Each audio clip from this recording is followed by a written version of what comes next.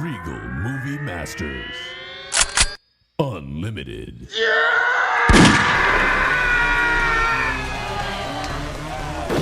This is the Regal Movie Masters Unlimited podcast where we indiscriminately watched, past tense, every goddamn movie that came out at the local theaters for the last year. And this is our special episode for many reasons. First, it's the last episode before our oft-threatened indefinite hiatus. We're taking an extended break, which might just mean we stop doing this after this episode. But more importantly, beyond the gloom and doom, is the celebration of film that we saw. This is our awards ceremony.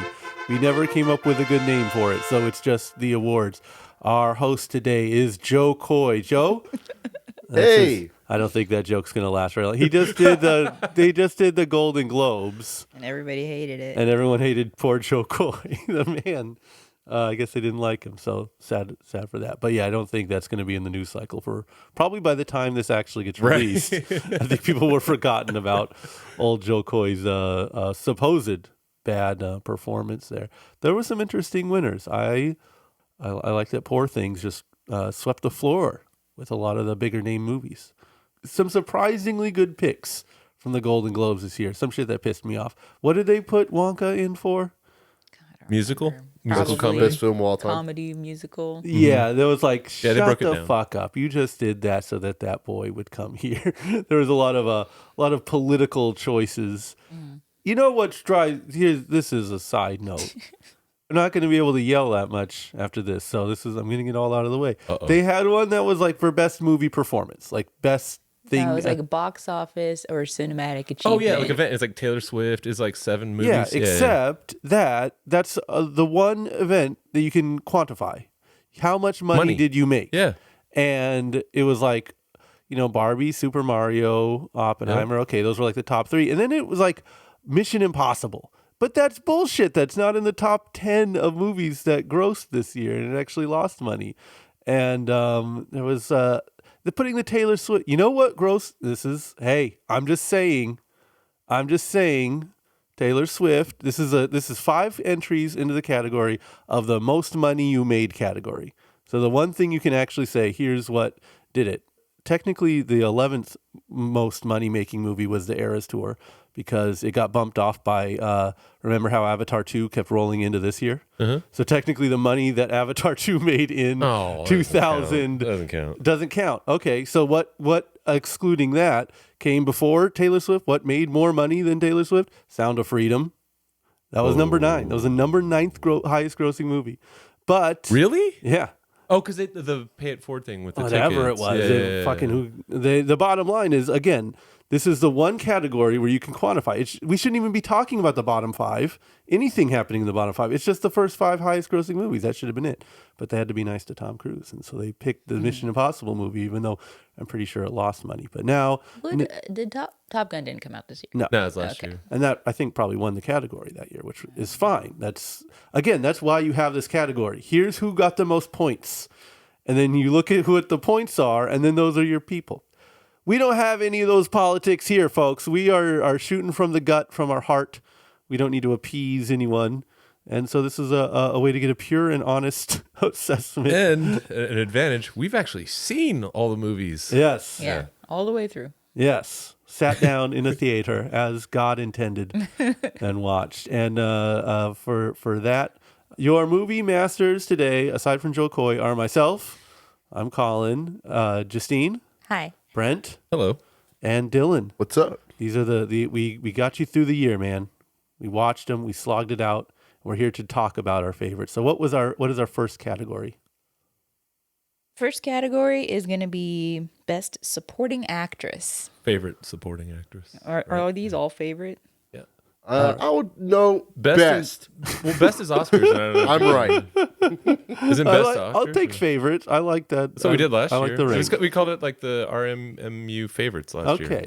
That's The what it was called. favies. Yeah. God, that's terrible. Don't say that. All right. Our favorite supporting actress. Shall I? Sure. Shall. Okay. So I have from Holdovers, Divine Joy. Susan Sarandon from Maybe I Do. Anne Hathaway from She Came to Me, Hattie Cook, the little bratty girl from Oven Age, and Jade Kwan from Jules. Those are my favorite supporting actresses of this year. And in terms of performance, I have to give it to Divine Joy.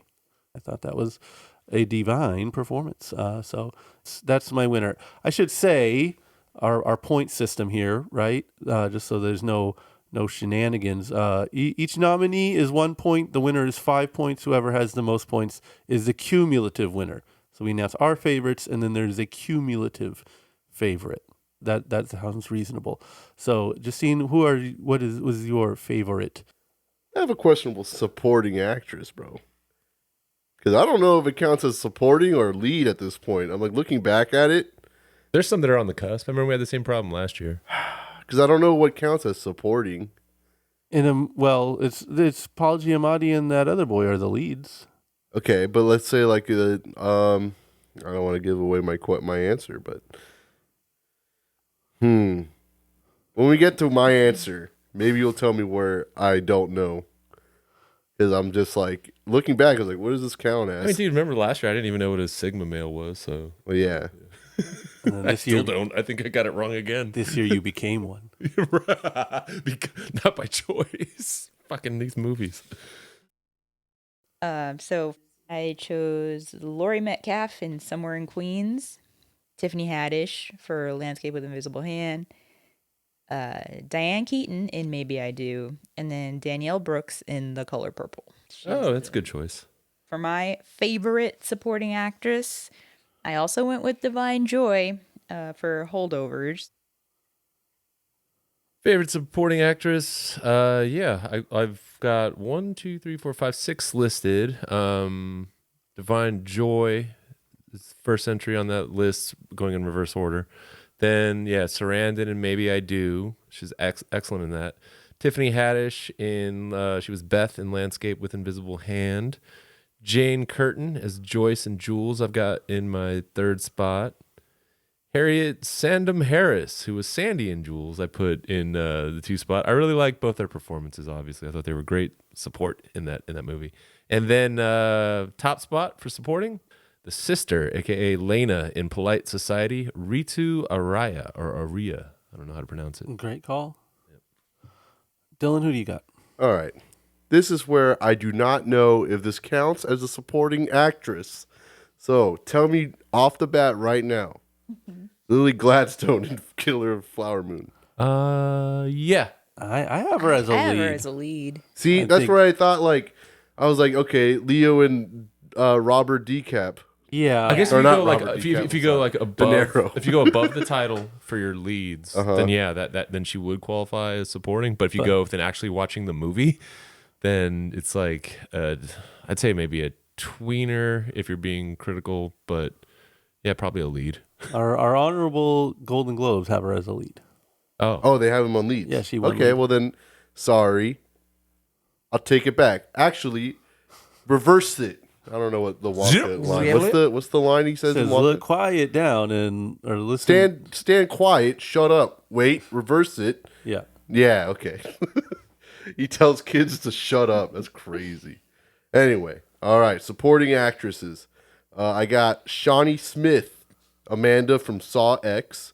I got Jenna Ortega as the little sister in Scream 6, dude. Oh man. Got Ayo Idebri. I can't say her name. Is it in theater camp? Yeah, in theater camp. So good. Madeline Una Voiles, the little robot girl from The Creator, but I might answer that one a little bit too early because I didn't go down the list. But if I had to pick one on the spot to fill up my top 5 of supporting actresses, go ahead and put We Must Rise from the Beast. Michelle Yeoh. Oh, Yeah, Michelle Yeoh. Gun to her head. Yeah, that is my supporting actress right there. Like if I had to replace Lily and push Lily into my main actresses, I would say Michelle Yeoh as the bird from Transformers Rise of or Beasts. Freddy Fazbear. And Colin hit him with the line. One last time. Maximals maximize. A year of maximizing. Did she get a Golden Globe? No. What, for that? Robbed. We sent her one. She's just not aware yet. So who do you have as? Divine Joy Randolph is the winner for favorite supporting actress There for we her go. role in The Holdovers. And what is our next category? The next category is lead actress. All right. Now this one I feel bad for everyone who isn't the winner because everyone I have here is a killer. I had a lot easier. I guess I had an easier time picking out standout performances in this than I did for the lead actor category. My favorites are, and then I guess I'll say the winner at the end. I think that's usually the format, right? Okay, Lily Gladstone from Killers of the Flower Moon, Sandra Hüller from Anatomy of a Fall, Teyana Taylor from 1001, Sally Hawkins from The Lost King, and Emma Stone from Poor Things. And I gave it to Lily Gladstone. It was Lily Gladstone's whole world. Yeah, that's a slam dunk.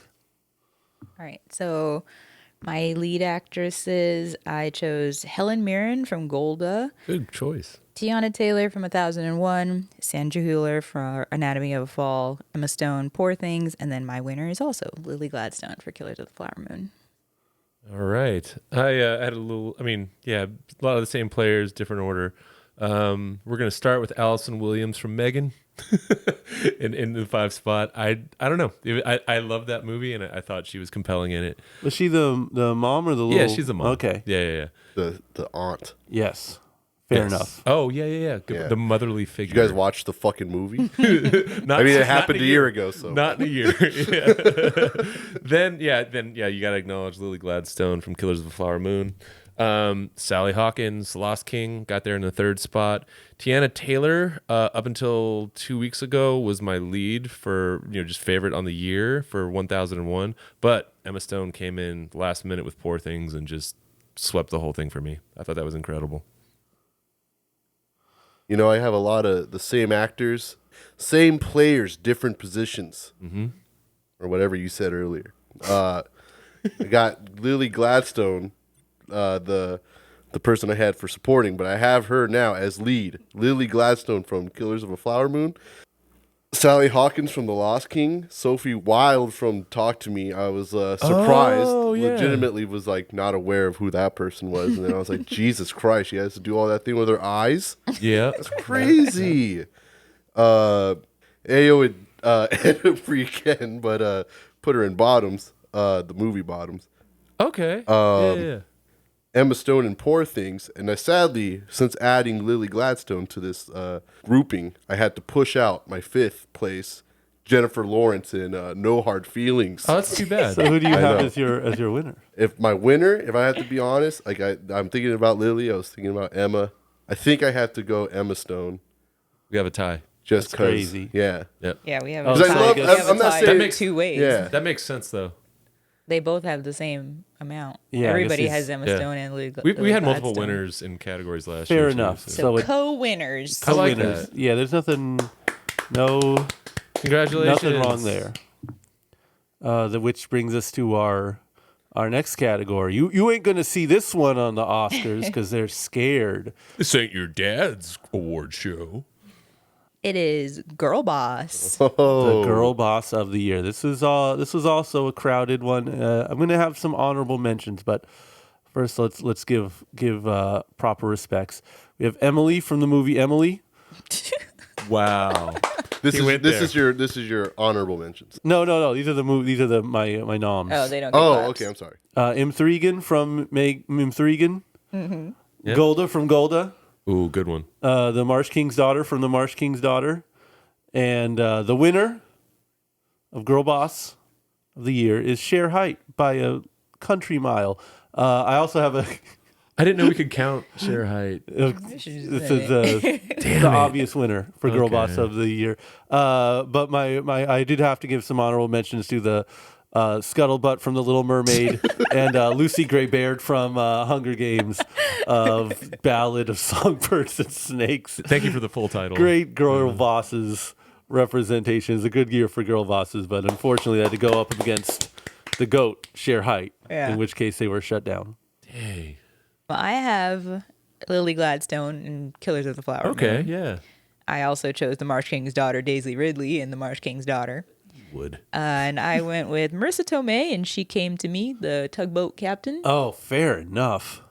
Celine Dion in Love Again. That was this year? Yeah. And then my number one was also Cher Height in The Disappearance of Cher Okay. Height. Oh, good job. Jeez. All right, so yeah, for Girl Boss, I have a four-way tie for third.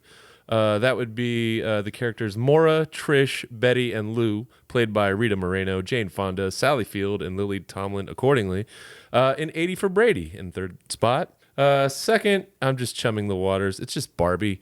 And then first, I'm going Bella Baxter from Poor Things. I have accidentally put 7 down, That's cool. Hey. but there's a Girl lot of bosses, like yeah. 5-way ties and shit. So all right, here we go. I got the Bottoms cast. That was The whole cast. yes. Got the entire cast, that whole club. I guess they were. Fair Yeah, enough. got the 80 for Brady cast as well. I got Me Thregan. I got the Carpenter sisters from I'm sorry, Scream 6. The Jenna Ortega and the other lady. Yeah, Jennifer Lawrence in No Hard Feelings. Right. Right. I don't know. This one counts. I'm making it count. I'm putting Peach from Super Mario Brothers. Oh, I mean, she was bossing. she ran bossed- shit. She She bossed She shit. has Yeah. the title, a royalty. And I'm just doing this out of respect, bowing down, kissing feet, kissing the back of her hand. Shawnee Smith, Amanda from Saw X again, making an appearance. But if I have to put a stamp, first place, I'm gonna have to go ahead and put Jennifer Lawrence. Dude, she put her fucking life on the line in that film to take a kid out. Scully's All kid. sorts of autonomy and stuff. Yeah. Yeah. Well, I'm glad she won something, Dylan. Well, she deserves it. So the Long winner career. is Cher Height from The Disappearance of Cher Height. There we go. What's the next? I'm ready. I'm standing by. Now we're moving to favorite supporting actor. All right. What do I got? What do I got? Supporting. So it's a slight challenge, but not so much. I got David Harbour from Gran Turismo, legend. William H. Macy from Maybe I Do. You remember the Michael character, aka Forrest Goodluck from How to Blow Up a Pipeline? Yes. A movie Yep. that's going to make some appearances. Nathan Lane from Dix and Nathan Lane from Beau is Afraid. And the winner is Nathan Lane from Dix. Okay. Oh, specifically from Dick's. Yes, not. So if someone else got Nathan Lane from Bo, is that a different Different answer? category. I guess yeah. Different entry. We'll play that by ear. Something tells me No. you cowards don't share my vision. I almost put him, but he got bumped. I didn't know if it counted, honestly. Yeah. But I understand. All right. So I have Willem Dafoe in Poor Things, David Harbour, also from Gran Turismo, William H. Macy, also from Maybe I Do. I have Milo Grainer, the kid from Anatomy of a Fall. Okay. Ooh. And then my number one was Mark Ruffalo from Poor Things. Yeah, that's a good call. Wow. Great call. I'm going to shuffle mine as I go. So yeah, I had David Harbour for Gran Turismo. I thought he kind of carried that movie in an odd way. Absolutely. Willem Dafoe, Poor Things, of course. Mark Ruffalo from Poor Things. This one doesn't count, but spiritually, Kid Cudi from House Party, I had to mention in this category because I want Kid Cudi to be mentioned with these greats. My favorite heading into the last minute was Glenn Howerton from Blackberry, but I'm going to have to bump Glenn down to 2 and go ahead and put Nathan Lane from Dix as my favorite supporting actor. This is colluding. This is collusion. No, of it's not. We bias. didn't talk about it. This is. You want to talk about going from the heart? My heart says Nathan Lane because the post credits alone, when it shows him just going, "I've never been this demeaned in my life," or like, it's He something has, to to that get, effect. he has to get something for being in 2 goated films this year. True. Anyways, Everybody had 2 films this year. I like that A.O. Edelberry is getting some respect too because Yeah, he was of in course. 3. I heard Adibri. A debris. Adibri. Io Debris, yeah. I'm just saying we've been saying it differently Yeah. every. Yeah, every, I'm so every- sorry, Ayo. Spiritually, though, we're You know what aligned. we mean. Yeah. All right, got a whole different fucking direction for y'all. I believe it. Right. I got Michael Keaton in The Flash. I Good. got, Good. Yeah, I got Jack Black in the Super Mario Brothers movie. Respect. Got Patrick Wilson, aka Ocean Master, in Aquaman 2. Okay, I haven't seen it. It was a fucking perfect film. Uh-huh. Joe Bird, the kid who hurts himself and Talk to Me, when he slams his head against the sink and shit, crazy, brother. Respect. Hard. Great pick. I also, it's gonna be controversial, especially in this one room for one person specifically. I really like Jeremy Allen White in the Iron Claw, dude. I gotta admit, I was like, God damn. No, he's the best in that movie. I want to sure. see him in some Calvin Kleins, and then I was like, hell yeah. Yeah. My dreams were fucking answered immediately. Dude, he's just like, he's an incredible actor, period. I know, I love that know? guy. Dude. Yeah. That guy's cool. Nothing is his fault. But if I had to choose the best one, it's really hard because it's like Michael Keaton, legend. Patrick Wilson, legend. I'm going to have to go Jeremy Allen White for Okay. my number one. I'm not going to lie. Good pick. So, who wins? So that leaves Nathan Lane for Dick's the Musical. You can't complain about that. Okay, so next category we have is lead actor. I was surprised how thin this was. Extremely Yeah. thin. I have two Weird. down, but I'll add as we go. I'll tell you how thin it was. Is I had Cillian Murphy from Oppenheimer on it. The pleb choice. Yeah. But he did tear that up just because of the movie was a little overstated. Let's say doesn't take from a great performance. Willem Dafoe from Inside, Robert Pattinson from The Boy and the Heron. Voice acting counts. Peter Dinklage in She Came to Me. But my winner, and can't believe I'm saying this, I'm going rogue on this one. I'm going to zig while they all zag. I'm saying Joaquin Phoenix for Napoleon.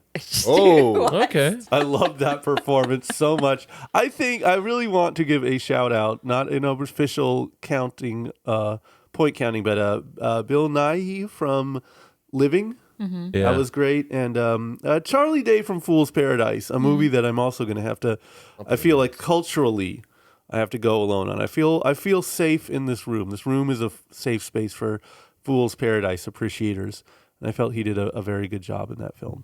But that's all I got.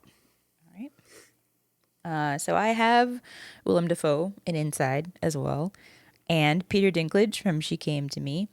I have Joaquin Phoenix for Beau is Afraid, and Cillian Murphy for Oppenheimer. And then favorite was Barry Keoghan for Saltburn. Little creep strikes again. I only have 3 for this. In third would be Charlie Day from Fool's Paradise. Not a line aside from when he played his alter ego. But that was great. Matt Damon for Air, I thought was really compelling. And I'll put Paul Giamatti up top for Holdovers. all right. Mine's a little different from everyone else's. Got a few of the same, but a lot different. Starting off with the most different, I'm putting Channing Tatum from Magic Mike 3. Nice. I respect Fucking- that. Honestly, you're Yeah. still dancing? That's sick.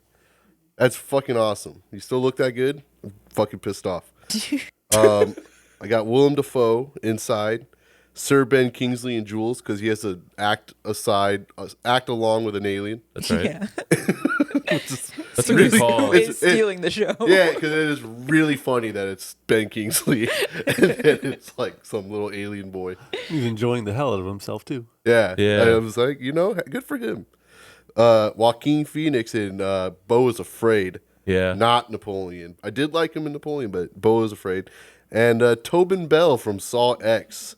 But I got to be real with myself. I put Tobin Bell. He's like a really close number one.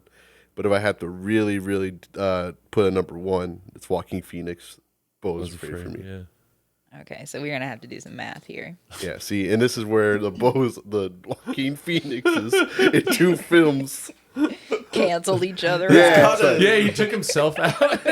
yeah, Joaquin Phoenix and Beau is Afraid. I had in. I did.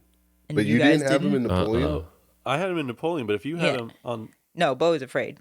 You have him in Beau is Afraid? Yeah. Well, if you have him as Beau is Afraid, Then he takes it, and yeah. Dylan is the winner. Because he gets a 5-point. All right, so the winner is Joaquin Phoenix for Beau is Afraid. Good job. Favorite lead actor for Beau.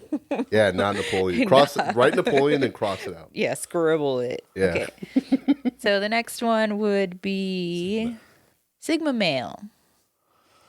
This is a tough one. You're going to see a lot of the names that I've already mentioned, but they're popping up again. I got Napoleon, Willem Dafoe from Inside. I have Michael from How to Blow Up a Pipeline. The titular Equalizer from Equalizer 3, a god tier Sigma. But the number one Sigma male, the elected Sigma male, the only can be one Sigma male. It's going to be Nathan Lane from Dix. He went his own way. He decided to put his interests and his love above all, and thus he is the ultimate Sigma male. Wow. Really sweeping these Hey. awards. All right. So, surprisingly, perhaps, I have, what's his name? John Kramer from Saw. Okay. Yes. Tobin Bell. God tier Sigma. Yes. No Yes. argument. That's your number one. No. All right, that's your only one that you put down. All right, so I have Tobin Bell in Saw X. I have Denzel Washington's character in The Equalizer 3. The Barry Keoghan's character in Saltburn. John Wick for obviously Keanu Reeves. And then for number one, I chose Michael Forrest Goodluck from Pipeline. That is the true Sigma. It's a That is great- the true Sigma. yeah. In the spirit of the Is Michael the one that made the bombs? yeah. Okay. Yeah, yeah. In the spirit of the category, he is certainly the one. So yeah, in at 5, Tobin Bell for Saw X. In at 4, Denzel and Equalizer 3. Let's see. In third spot, I got Timothy Chalamet for what he will become as Wonka. Okay. It's hypothetical. Number 2, this was my number 1 until I remembered another person. Sisu from Sisu. All right. That's Sigma, right? That is true Sigma. And then to show that I don't know what Sigma male means, number 1, perhaps maybe the some could argue the lead for 80 for Brady, Mr. Guy Fieri. Oh, yeah. Oh, I think you say Tom Brady. That is a true Sigma. Tom Brady. The Sigma male king of Flavortown. Absolutely. Yeah, yeah. All right. A lot of the same names.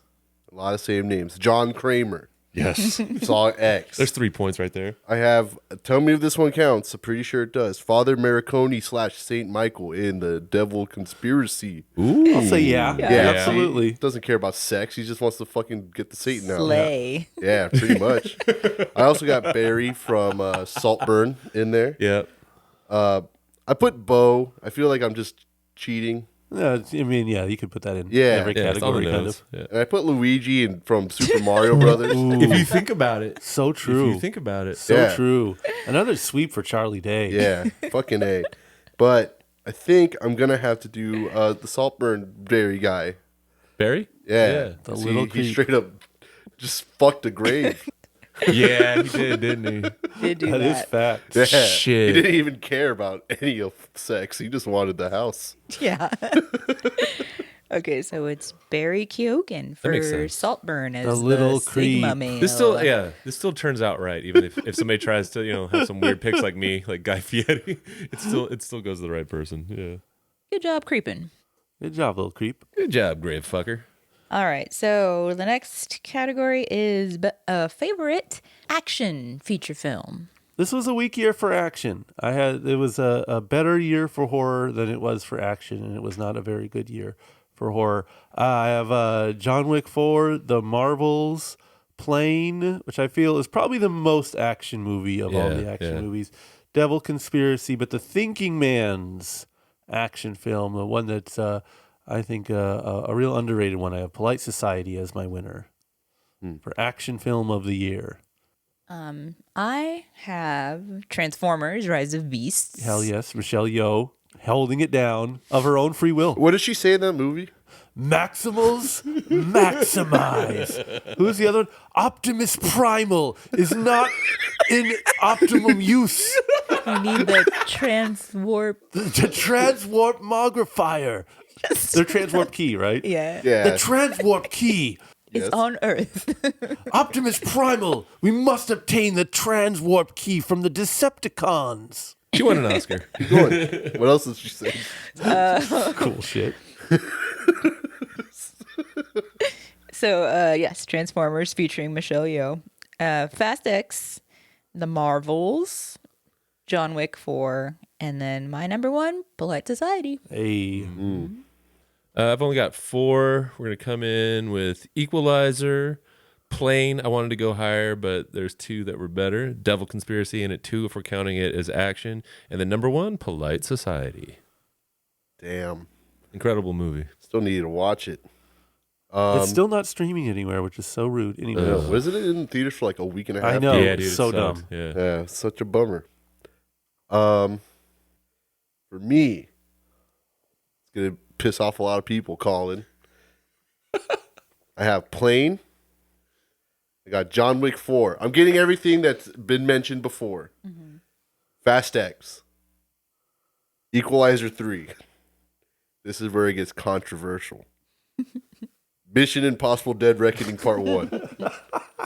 And then to make up for Brent's missing 5, because he only has 4, Yeah, take it. Aquaman 2, The Lost Kingdom. But if I had to choose the better one, I'll watch Fast X again, honestly. That's my favorite one. To So- see Jason Momoa. Jason Momoa makes it twice on my list. That's true. And I feel like I like him better in Fast X because he's way cooler. What's the best single line from any of those movies? Fast X or Aquaman Yeah. by Jason Momoa. No, but maybe that someone would say to Jason Momoa relating to an ocean master.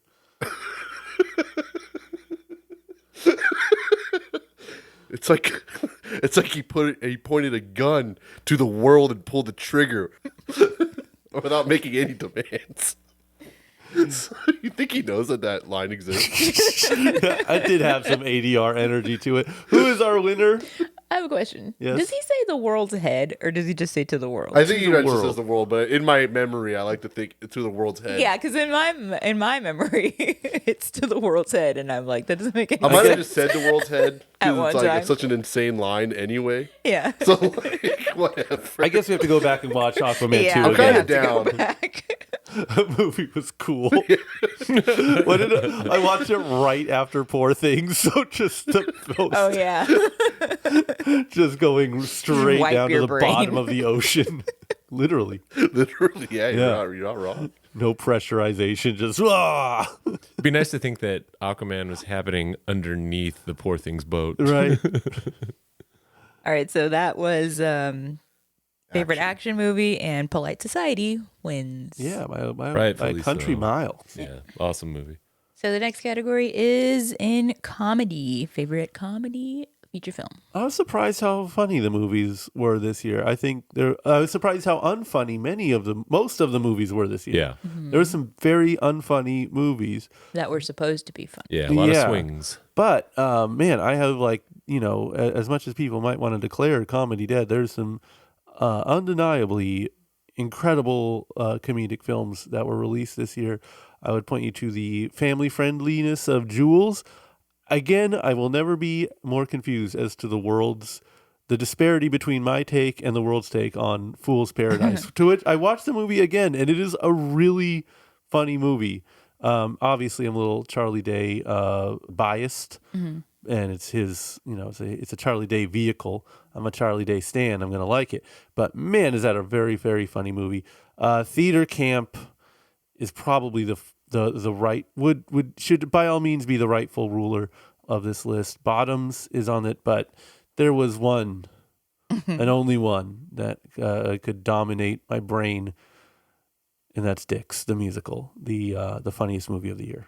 The most I have laughed in a theater since fucking Anchorman or something, since Superbad. This is like an insane, gut busting film. I was shocked. I watched it with you on your second viewing, and he was dying. It is possibly a movie made just for me. I don't know. I don't have all the evidence. So I have Dix the Musical on my list as well, and Jules. And then I have Maybe I Do, which we also rewatched recently, and it's still funny. That's a sharply written, Yes, very. good dialogue. And then I have Poor Things, which I laughed a lot during, but it's not Yeah. a comedy. Yeah, but I'll allow it. Okay. And then, so my number one is Theater Camp, because that one I think That's an amazing. is a lot of laughs. And we also funny rewatched movie. that one, and it's still funny. So here are 4 one-pointers. We've got I've got Colin's list basically. I got Jules, Bottoms, Theater Camp, and Fool's Paradise all with 1 point. And then a movie that I swore I wasn't going to see because I'm sure it was going to be stupid, but then Colin texted me and said, "Get your ass to Dick's the Musical right now." And I'm glad he did because it is definitely the funniest movie of the year for me. I just thinking about it makes me laugh. Originally I put Transformers Rise of Beast, but I don't think that counts. No, it counts. I think I just I must have just thought it was funny to say. We were laughing the whole I time. wrote this down like a month ago. Yeah. Back when it was funny. Yeah, when I was fucking crying. I'll make that my number 6. But I'm gonna go up. I'm gonna go 80 for Brady. Nice. I'm gonna go Theater Camp. Guardians 3. Because Yeah. I remember watching that with Colin, and Colin was, dude. Guardians 3 is I like James Gunn stuff in general, and this is a very James Gunn movie. So Yes. laughs were had, undoubtedly. Colin was No laughing arguments. when he said the F word. Fuck. That was good. That was Yeah. that was great timing and delivery. You're saying this like I'm No, going I to know. argue with you. I'm just saying. I'm giving my experience of what I watched. It was a very funny movie. It was a very funny movie. Where am I? Poor Things. And because I also felt the same way. I was like, what do you put this under? But my number 1 is a 3-way tie for the Dick's the Musical movie. That's my number 1. Oh, okay. Oh, I meant like between, okay. Yeah, I mean I like see what you're between the saying. 3 of us. I I'm sorry. see. Yeah. So Dix wins. Yeah. Yeah, I so guess. winner for favorite comedy, Dick's the Musical. You know who should have gotten a mention? Go ahead. Dungeons and Dragons. That was a very funny movie. It was Yeah. legitimately funny. Yeah. Honorable mention. Honorable Dungeons and mention. Dragons. Yeah, the good movie. job. Yes. Dorks. What's the whole movie? A Rise of the- Ballad of Songbirds and Snakes, I think. What's the next category? Dungeons and Dragons, the Songbirds. The Yeah. Snake. Oh, like the, Okay. the Aqua World. Okay, so the next category is favorite horror or thriller. A mixed bag year, highs and lows this year for horror by Yeah. my estimate. I got Talk to Me, and also very different movies. The good ones were great this year. Talk to Me, Megan, Beasts, which is I guess more of a thriller. Skinamarink, which I will stand my ground on forever. Rewatched it recently, still great. But of course, the winner is When Evil Lurks, a masterpiece of a film. And it's a shame to take Talk to Me away from the number 1 spot because that is a Any other year. amazing film. Yeah. Yeah. But like, goddamn, if these little, is it Brazil? No, what is it? They're Argentinian. Yeah. And these little Argentinians came in and just stole what was Talk to Me's to lose. Unfortunate for them, but no, everything I mentioned is a 10 out of 10. All great movies. Yeah. So I have Missing for my thriller. I really like that movie. It's a good was movie. So well done. I have The Devil Conspiracy. And then I also have Asbestos and Talk to Me. And my number 1, of course, When Evil Lurks. It's a pretty gory movie for a gore movie is to a- get you. Yeah. Is impressive. It's so well done all the way around. And the gore isn't like stupid, it's like horrifying. Yeah. It's very well done. I didn't get to see Beast, so I only put 4 on my list. Devil Conspiracy does count as horror, so we'll mention that. Talk to Me, like I said, any other year, that could easily take top spot. Megan was, it defied expectations kind of in the way that Dick's the Musical did for me. And then, if you want to talk about a movie that has iconic imagery that will stand the test of time and serve and just scratch all the right places for what you're looking for in horror, When Evil Lurks is definitely the best horror movie of the year. Crazy. I thought you were going to say Nefarious. Yeah, it was this close. I was like, missed fuck, it, this missed is- it by that That's your much. honorable mention. I know that for a fact. Best movie. It was a really great movie.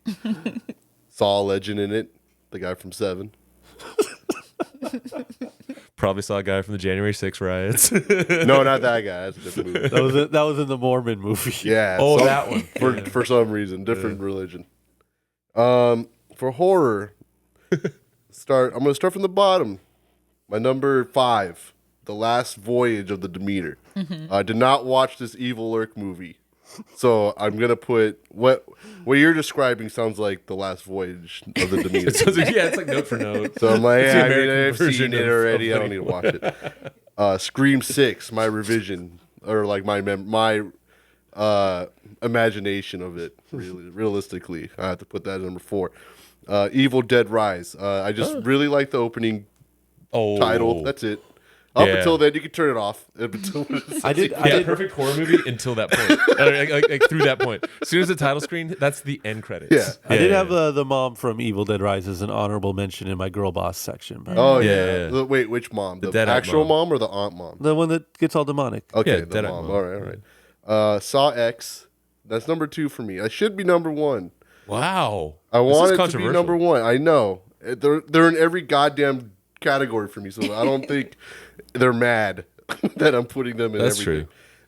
But my number 1, just because I never saw this Lurk movie, I got to put Talk to Me as my number 1. Yep. That is like legitimately my favorite horror movie. That of movie the year, rocks. of that Yeah. year, 2023. Yes.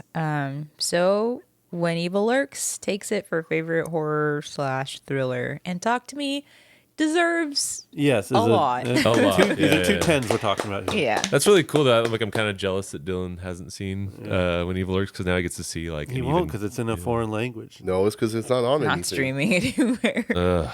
You didn't fucking record it for me like I asked you to. It's live stream. Just film it on his phone, send me the giant file.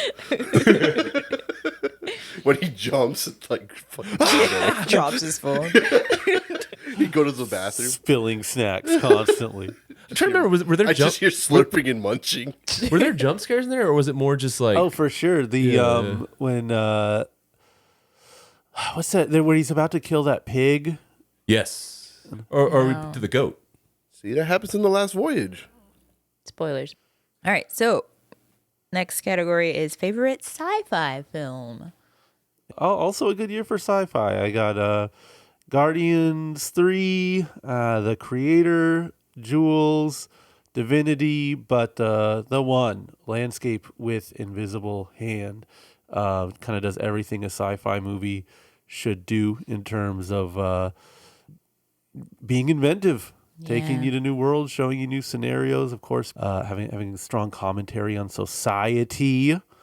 Real great one. And these were all great. Each one I mentioned was a very good movie and a very different movie. Good year for sci-fi. I agree. A lot of really different takes on sci-fi. A good year for sci-fi movies that no one fucking watched. Guardians. That's true, but that's also kind of a technicality that you could call it sci-fi. I know. And it is on my list. Guardians 3, Jules as well, and Divinity. And then I had a really hard time choosing Creator or Landscape, but Landscape with Invisible Hand also took the number 1 spot for me, for all the reasons you mentioned. And it looks cool.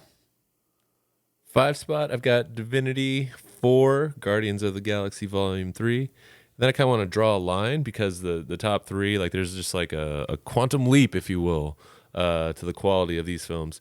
3, Jules. Number 2 would have been my number 1 any other year. But we're going to go with The Creator at number 2, and then number 1 by a landslide, Landscape with Invisible Hand. That came in and just, I think it really shook you in a good way. Like, whoa, you can do that. And that can be on a movie screen, and it's really creative and smart and just enjoyable to watch. That description you did for The Landscape of the Invisible Hand is the same description I'd give The Flash, which is my number 5 for sci-fi. Okay. Glad I just served that right up to you. Yeah, thank you. I mean, I was trying to think of like how to Good open transition. this. Dude, you yeah, nailed yeah. it. I would say that I'm like, oh shit. When the Flash, I was read on your screen- notes. I'm not gonna lie. Yeah. Because I didn't have anything written for Landscape, so I just took your Flash notes. Yeah. So I'm saying The Flash. I'm putting Hypnotic in there. Fucking classic. We're gonna put Jules. We're gonna put The Creator. We're gonna put The Devil's Conspiracy. But I think I'm gonna have to go to the creator if we're going pure sci-fi. Nice. Good job. Even though I did not see this Invisible Hand movie. Well, neither did anyone else because it's also still not streaming anywhere. Oh. The theme we're gonna see throughout. It was like a weekend only too. I like, know it's so stupid. It's like I'm always busy at these all these good movies apparently. I swear, I feel like I'm like gatekeeping movies or something by only picking these things that no one can see. I'm not trying to be, pretentious. These are really good. They just don't want you to watch them. It's like the double-edged sword of seeing every single movie. You know what I Right. mean? Like when they come out. Like you get bit sometimes, but sometimes you catch a landscape with Invisible Hand. Okay. The winner is Landscape with Invisible Hand for favorite sci-fi movie of the year. Okay, next, kind of related. Best/favorite, I guess. Visual effects. Man. Tough one. Very tough one.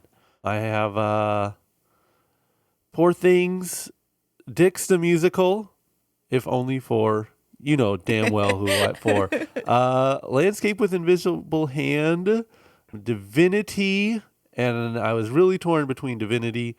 I was going to pick that one just to be a kind of a contrarian because it's just so analog and raw and lo-fi. But my pick for it is the creator because it, all those goddamn robot battles. Come on, man. Look great. The creator. They were battling it out, Landscape with Invisible Hand and M3 again, but ultimately Landscape. It's just more creative and there's more different stuff in it. Megan is just Megan. Then I have Guardians 3. I also have Divinity. Super cool. Wish I could give it higher, but Poor Things, the sets really blew me away. But number one for best looking, super cool and so inventively done, creator.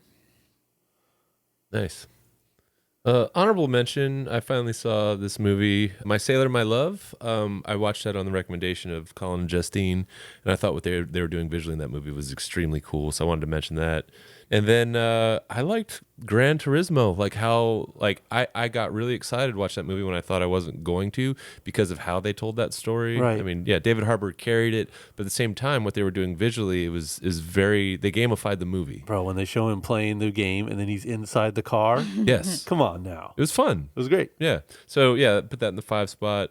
Guardians of the Galaxy Volume 3, super imaginative, a lot of surrealism in it, which I always appreciate in movies, so I got that there. Poor Things has to be mentioned. The stuff they did in that was such a delight. Landscape with Invisible Hand, also a delight. But I got to go with the creator. Justine, during the original review of this movie, mentioned a Variety article which talks about what Gareth Edwards did on a very limited budget for the effects and how they made it. And there's a lot of craft involved to it and just a ton of creativity. And it worked. When you're watching that movie, it was super exciting. So that's top spot for me. All right, I'm going to go with my honorable mentions first. There's only 2, so stay tuned. We got Strays. Fucking perfect. The dogs' mouths are moving. Dude, I don't know how they did that. What? It was crazy. Are they moving with the words? Oh, yes. You gotta watch I believe it to that find Jamie out. Foxx and Will Ferrell were dogs. I'm going to say it. Blue Beetle, amazing. How did they do that? Fucking, dude, he has to turn into a beetle? It's nuts. Nuts.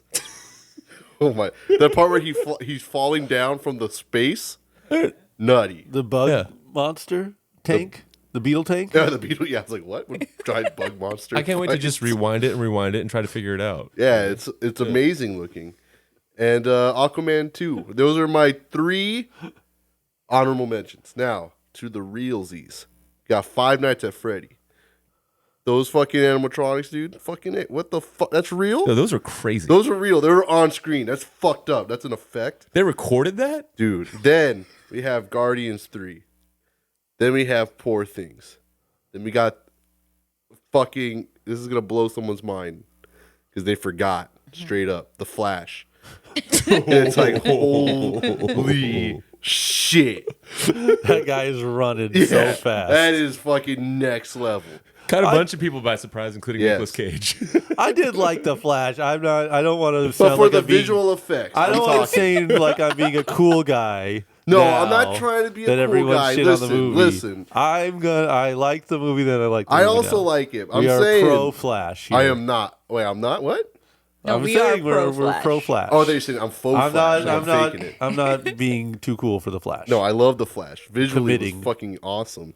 There's 2 berries on screen. That's fucked up. How they do that? Yeah, how do they do that? But there's an unanimous vote for number 1, which is the creator, which I Dang. would admit Wow. is the great visually affected movie. Wow, the super sweep. Number Yeah, one. the first the sweep creator. of the awards. Well deserved. Maybe the only sweep. We Now all Yeah, I'm know. I really, think now I'm so. really glad I didn't pick Divinity. Divinity is great, What's but Divinity? Is that the there's like the a black book and white movie? one. Yeah, a lot of stop motion. It's pretty cool. Oh, okay. Heavily That stylized. was the book film. It's put out by Sumerian. What do you Films. mean the book film? Like the one that's like it's like Hunger Games, Divinity. Or is that Insurgents? Maze Runner. Blade I don't Runner? know. Okay, yeah, I know what you're saying. Yeah, I thought that was a book movie. No, I'm tripping? Yeah, you're Maybe. tripping. Yeah. Fucking A. Divergent. My there bad. we go. There it is. It's like, why do you guys keep saying Divergent? I was like, there was another Divergent movie? Missed it. Divinity. Next category we have is favorite animated feature. It's a tough one because there was more than 5 good ones. But for mine, I had Teenage Mutant Ninja Turtles, Trolls Band Together, Ruby Gillman, Teenage Kraken, The Underdog, which I'm going to acknowledge, and then it's so hard for me not to say The Inventor because I really believe in The Inventor, and that was, if true to the name, it would be my favorite, but I can't see what I saw in The Boy and the Heron on screen and not give it all the accolades because on a technical level, that was just an amazing film. So yeah, that's going to be the number one spot. But in my heart of hearts, my secret heart that I won't tell anyone about, The Inventor is probably my favorite cartoon of the year. Is honorable mention the Bug movie? No, I think that was in discussion for Haters Ball, but Oh, didn't Dang, make it. okay. Yeah, I really fucking hated that movie. I hated that movie, and I really hated the Rally Road Racers. Oh, Inspector Sun. Yes. Yes. But are they Road Racers made it on your list? no, it was. Or Hey, we're jumping Honorable- ahead. If we're No, talking about honorable ones that I mentions? really hated, those two were my the animated movies I disliked. There was like Super Mario Brothers, nothing wrong with that. A couple other ones probably were good too. But it was the good cartoons this year. I don't know other than The Inventor and Boy. Well, no, because last year had Pinocchio and that Puss in Boots movie that I liked a lot. Mhm. So Strange Jeez. World 2 last year. that's true. Yeah. Well, still, Boy and the Heron. Can't complain about it. I felt a little bit like there were slim pickings for animated films. I think there were a lot that were kind of mid, and then there were only a few that were really stood out to me. So I have Elemental on mine. It's clean. It's Pixar. Then I have The Inventor for being unclean and witty. A messy, sloppy bitch. I have Teenage Mutant Ninja Turtles. Very fun, super stylized. Then I have The Boy and the Heron. Sorry, just as a film, it's not my favorite. And then number one, I have Trolls Band Together, Hey. Hey, can't complain. which is crazy looking and a good time, and just kind of silly and fun. I unfortunately missed The Boy and the Heron. So I've got 3 to toss in. Ruby Gillman, Teenage Kraken. Every time we talk about this movie, I have to cite the concept of making one of the characters' hair actual waves, and you have to see it to know what the hell I'm talking about, but it's really awesome. 2 was completely unexpected for me. Trolls Band Together was so crazy and fun that it's got to be on the list. And then my favorite animated feature for 2023 is Teenage Mutant Ninja Turtles Mutant Mayhem. Made me feel like I was a kid again in the best way. all right. I'm opening up with the honorable mention. Migration. It might be recently biased, dude. But goddamn, bro, those ducks, man, fucking sick. All right. It's a very unpopular answer. Someone's about to blow a fucking brain vessel, a vessel in their brain. Thank you for describing that. Yes. Yes. Smoke's about to come out of their fucking ears. I get it Spider-Man now. 2. Yeah, I get it. I'm going to put Spider-Man 2. Visually, I liked it a lot. We're going to go ahead. We're going to go ahead and throw Super Mario Brothers, the movie. Someone's fucking pissed. Nose are bloody right now. Wow. Did then- somebody just rage quit? That's crazy. Someone. Oh, no, I had to dodge this fucking tissue box. I'm thing, like the favorable towards both of these films to some degree. Why are you right. flipping him off? Got Trolls Band Together. That one was really good. TMNT. Did I say that already? No. TMNT. Classic. Then my favorite. I also like on a very, very, very heavy animated decision for me. I have to go like Boy and the Heron. Just visually. I know like I can rewatch it, but just like on a visual worker standpoint, I have to make that my number one. I know I've said it before, but like the score and the voice acting in that movie. Oh yeah. You gotta the get, American, not the Yeah. Subbed. yeah, but the dubbed.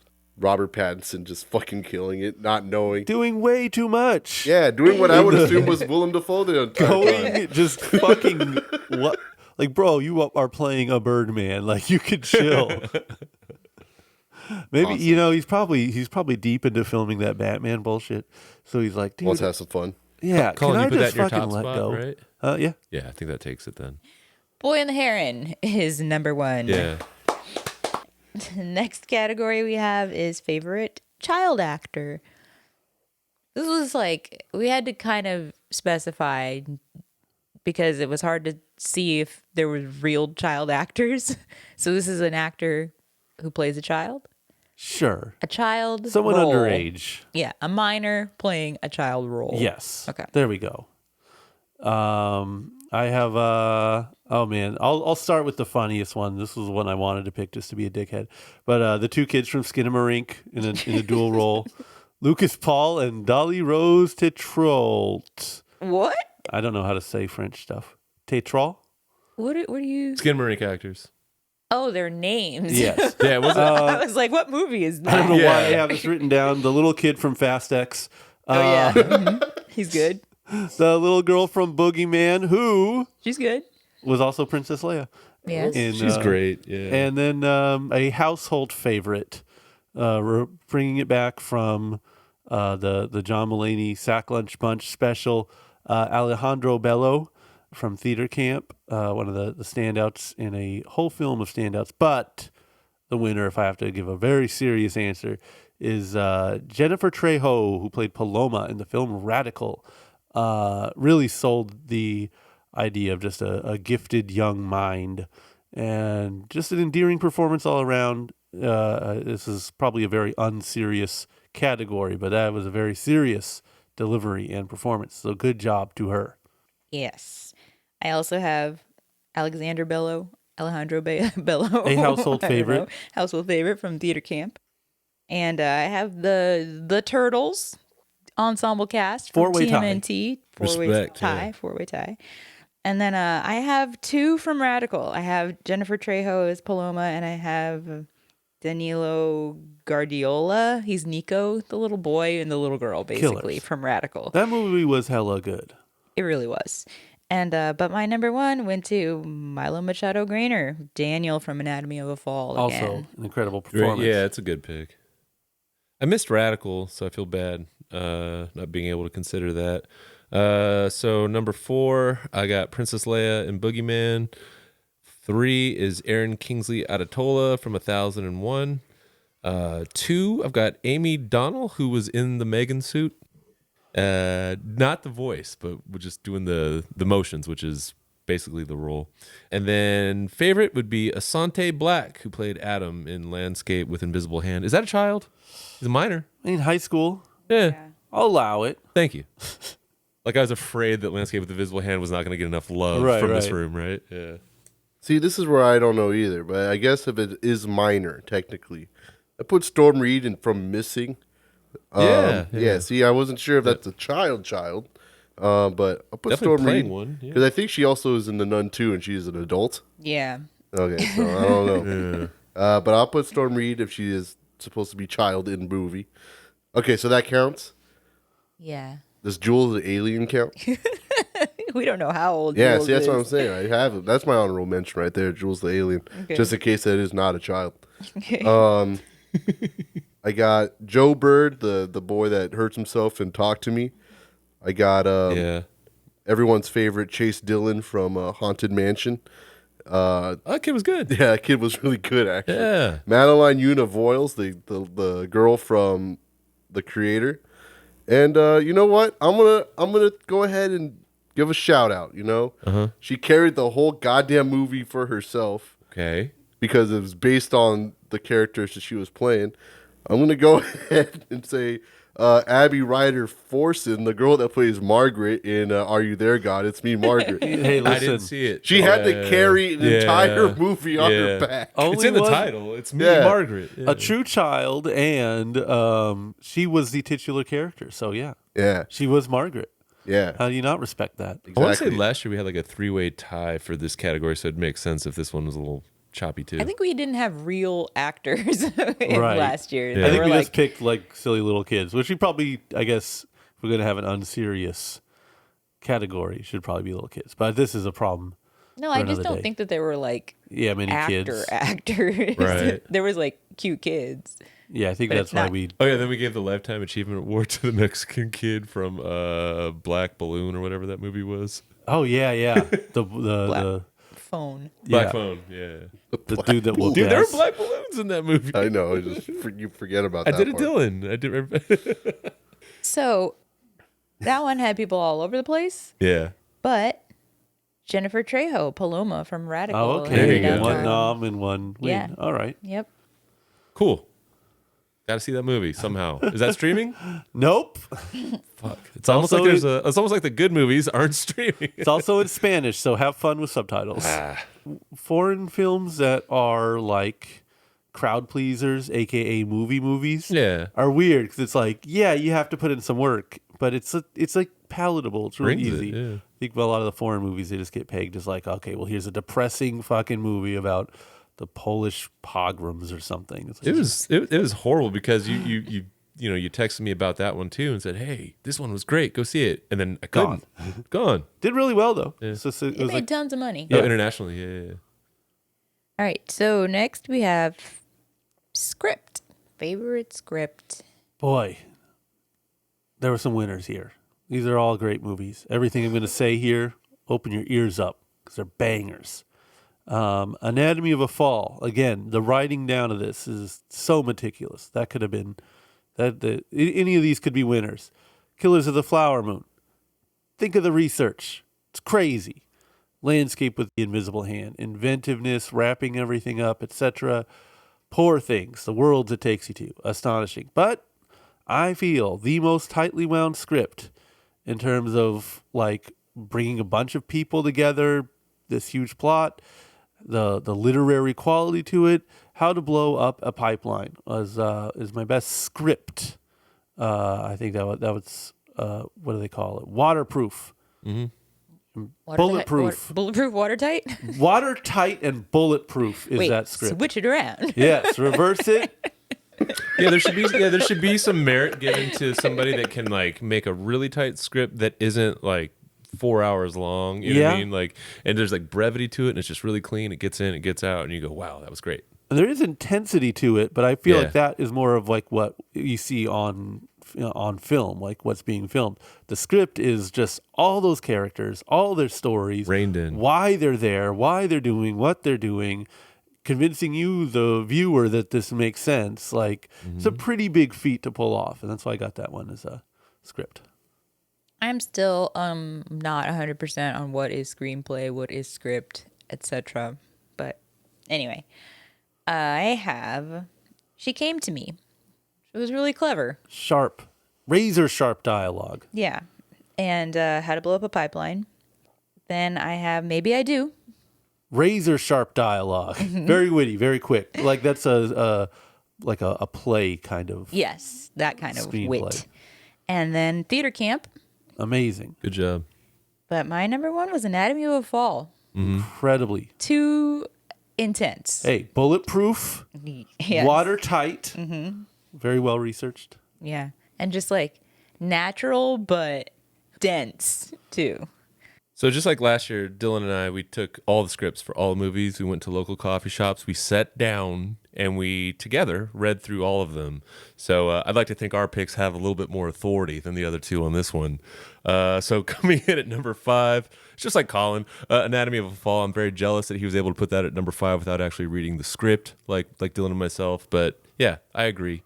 Number 4, you want to talk about reining in a lot of characters and putting them in the right places, having the right balance, and getting in and getting out efficiently. Well, then you got to talk about the devil conspiracy. A Definitely. lot going on there. That girl drinks bleach. But her And clothes throws are it up. fine. Yeah. Exactly. Yeah. How do you write that? Well, read that script and you'll learn how. She had a nightmare where the baby on the screen comes out at her. Someone wrote that down. Yeah. Somebody And wrote that then down. the baby on the sonogram turns into a devil and Yeah. jumps out at her. Yeah, you got to have a lot of like cojones to put that on a paper, The right? devil inside starts playing. Wait, no. Change that. yeah. Like, Send no, me no. an angel. Put that back in. No, wait, move that to that. Yeah, there's a lot of like arithmetic going on in that script, you know. Yeah, you got to put How to Blow Up a Pipeline on there. That was something else. We talk a lot about how some of the movies we don't like tend to have writers and directors that direct in what we call and write in what we call one voice, meaning that every single character talks the same, has the same vernacular, the same vocabulary. How to Blow Up a Pipeline, everybody is so distinctly different. It's like an anarchist breakfast club where it's like you got like this diversity of characters coming together for this one singular purpose.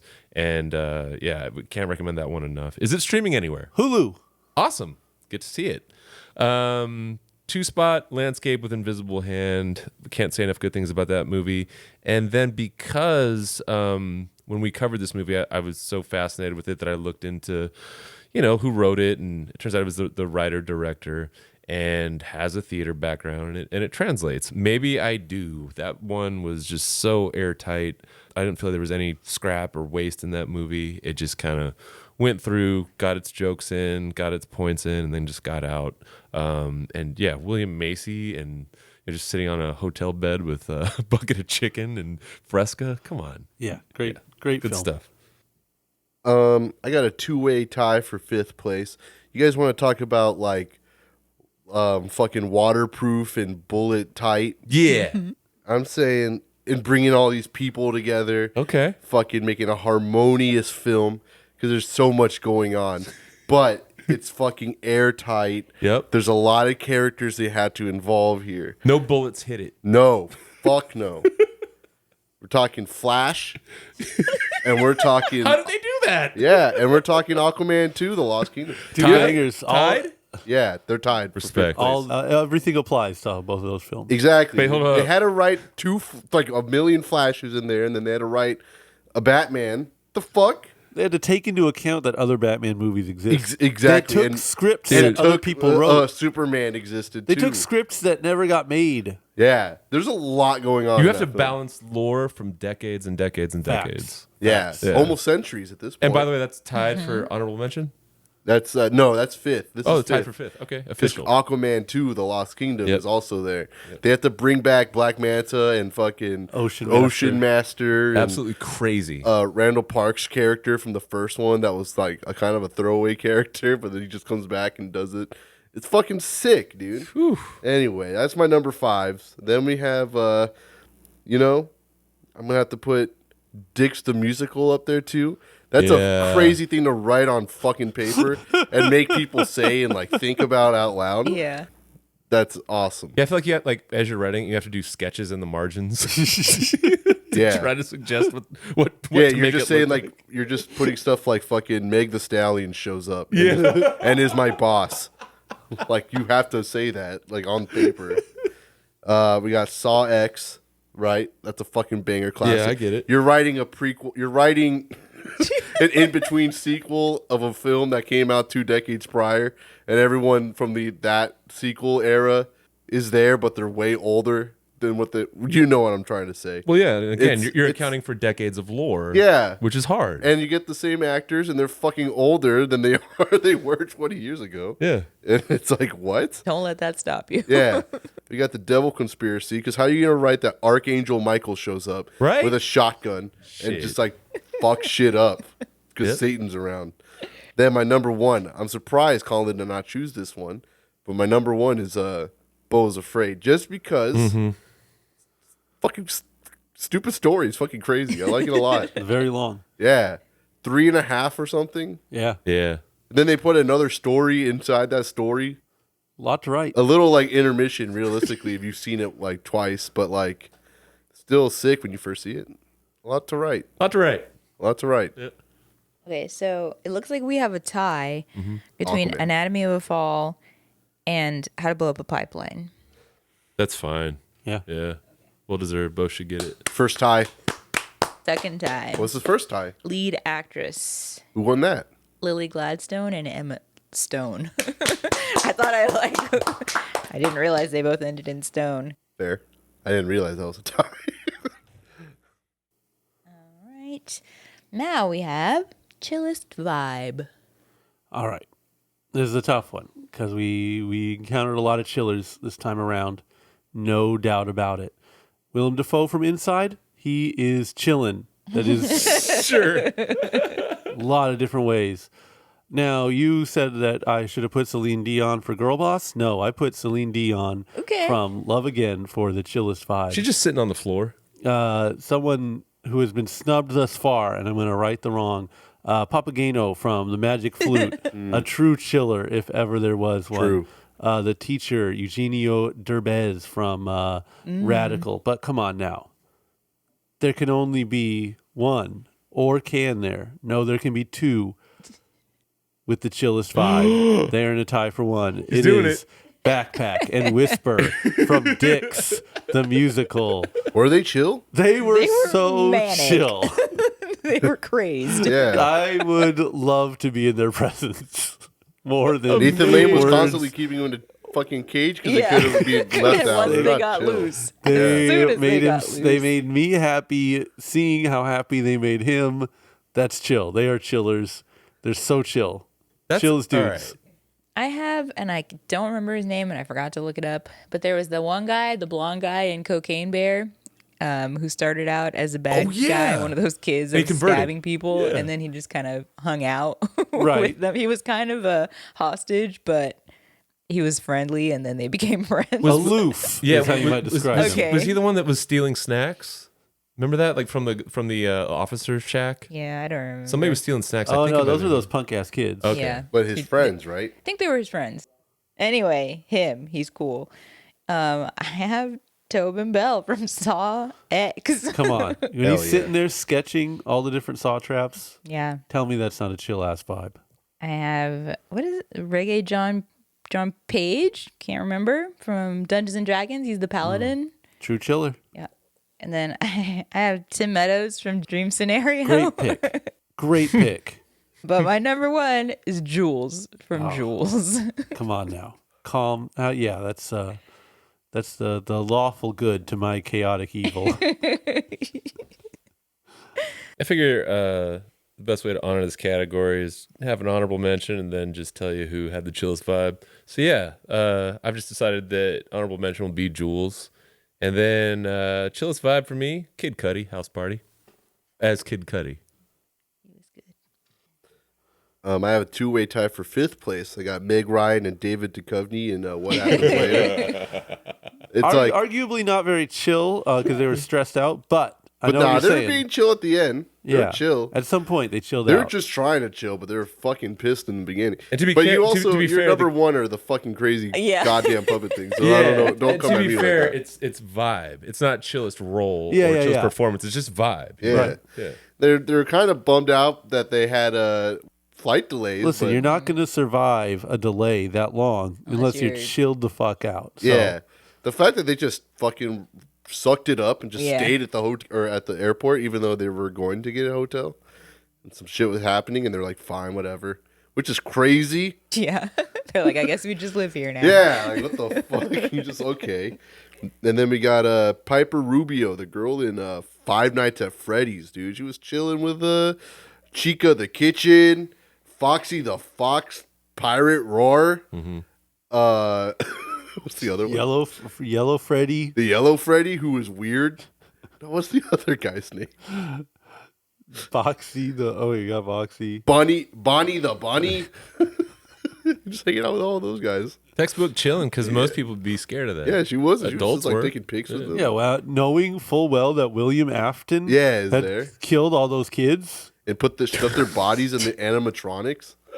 Anyways, got Aquaman. He was chill as fuck in Aquaman 2. Just like, I'm a king, I guess, and whatever. Denzel Washington in Equalizer 3, when he's just chilling. Yeah. Yeah, he was mad chill. Unbothered. Yeah, could give a That's shit it. until like those fucking gangsters showed up. He's like, all right, hold on. Let me stop everyone's dinner. Let me just kill these guys really quick and we'll get all on with our lives.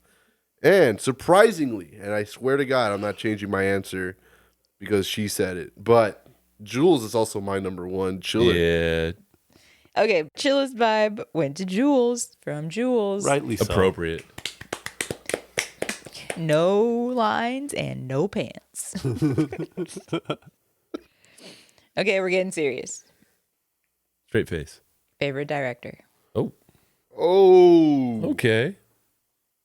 Man, this is a wild list now that I'm thinking of it. It's a wild list to have a Scorsese movie come out, and I don't have Scorsese on my list. Whoa. I know, and he's any one of these folks could take it. Klaus Harrow from My Sailor, My Love, in terms of just a obviously very sad Finnish man directing a bunch of sad Yeah. Irish people. Great job. Rodrigo Sorogoyen, who did Asbestas, aka Beasts. Yeah, creating tension is a very rare skill. And again, no one could see this movie, but when you can, watch this goddamn movie. It's amazing. Yorgos Lanthimos from Poor Things, for all the reasons everyone knows.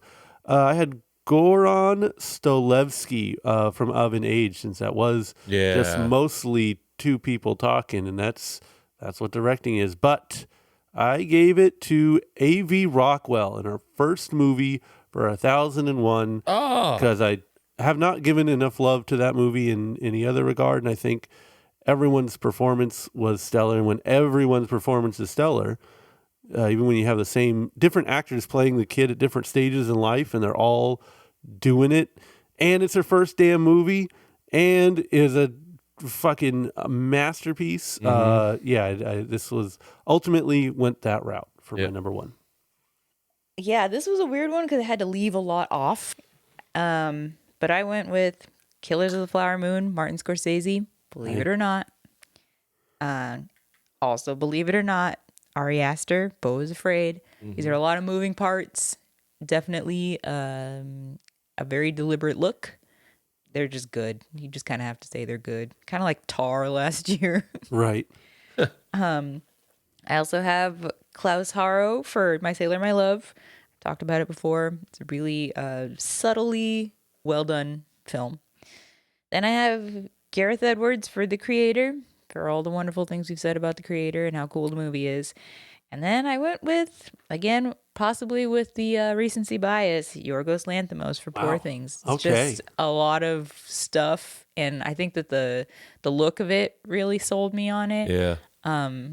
Yeah, it was. I just like the way that it looks. It's a fantasy film. From and a I think directing standpoint, I mean, directing the Frankenstein from like all the different eras that she goes through as she's developing. And yeah, and the different vibes of each of the places that they go and stuff. Yeah, and like I different said characters. before too, like all the different characters are just so like distinct.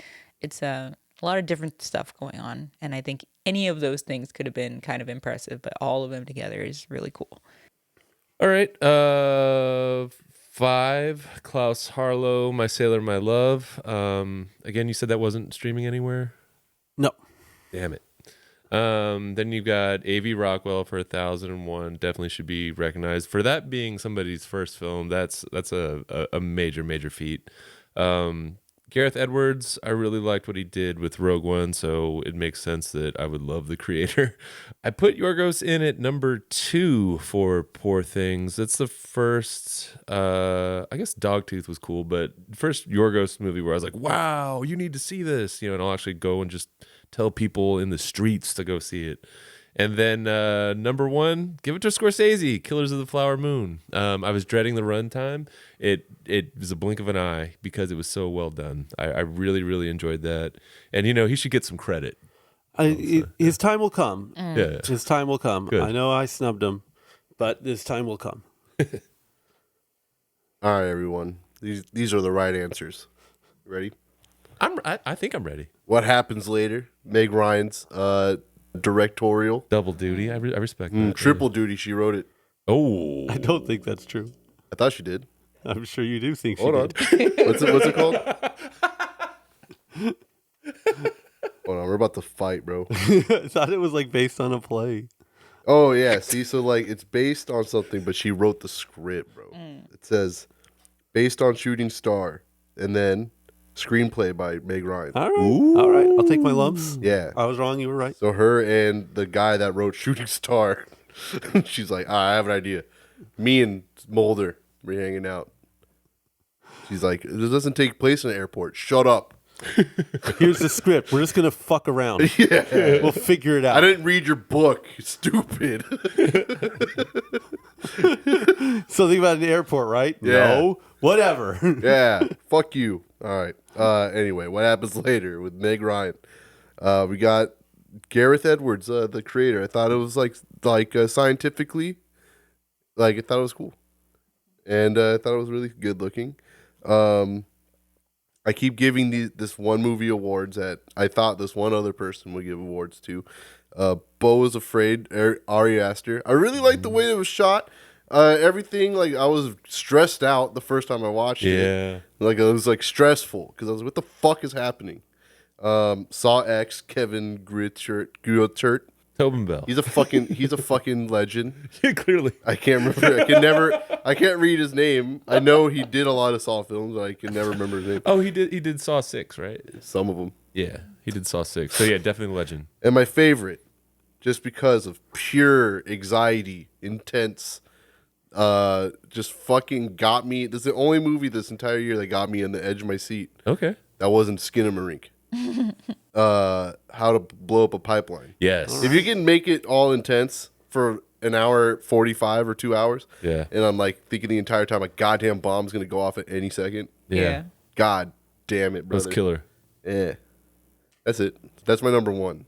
I want to say that movie was an hour and 40. Yeah, it was. There's Super, no yeah. fat. Yeah. Well, we had a lot tied for second place, but Poor Things came out on top. All right. Did I say Poor Things? No. Fuck, I did have it on there. Okay. I did also have to put Poor Things. I'm sorry. Okay, well then Poor Things just Yeah, wins. it just Yeah. wins. I'm gonna have so much trouble with. I'm gonna have a lot of trouble with this next one. All right. It is favorite movie. Ooh. All right. I'm going to have no trouble with this. Oh. I'm going to give you my top 10. Holy shit, let's go. We're Top only 10? counting the top 5. Okay. Yeah, So yeah, yeah. consider But no, 10. give the 10. Consider Yeah. 10 through 6 to be honorable mentions. Okay. Right. 1 through 5 are my true nominations for favorite. Number 10, When Evil Lurks. And it was my 10 and 11 were switched back between that one and what was the courtroom one? Anatomy of a Fall. Anatomy of a Fall. Right. But I realized I didn't have any other horror movies, so I bumped Anatomy of a Fall for When Evil Lurks. And I think I'm the only person that had to ever in the history of time pick between those two movies. I don't think they're ever pit up against each other. Number 9, Of an Age. Number 8, She Came to Me. Number 7, Killers of a Flower Moon. Number 6, Poor Things. And here's where shit gets real. Okay, count these. That's weird. I had Killers of a Flower Moon so low. That was I feel like I accidentally snubbed that movie, even though I awarded the best actress to it. But I do really like that movie. 5, Landscape with Invisible Hand. 4, Dix the Musical. 3, 1001. 2, Asbestos Beasts. Amazing film. And my number one film, my favorite movie of the year, the best movie of the year, is Beau is Afraid.